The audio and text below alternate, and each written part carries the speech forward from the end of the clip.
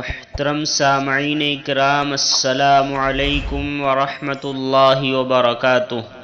آج کی ویڈیو دو باتوں پر مشتمل ہے، ایک اہم مسئلہ اور ایک اسلامی کیلنڈر۔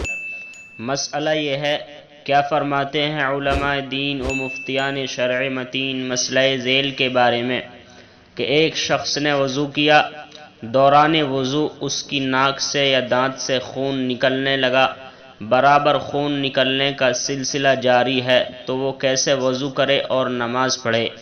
جواب: ایسا شخص خون بند ہونے کا انتظار کرے، جب خون بند ہو جائے تو وضو کرے اور نماز ادا کرے۔ اگر خون بند نہ ہو تو اسی حالت میں وضو کر کے نماز ادا کر لے، نماز صحیح ہو جائے گی۔ واللہ تعالی عالم بالصواب۔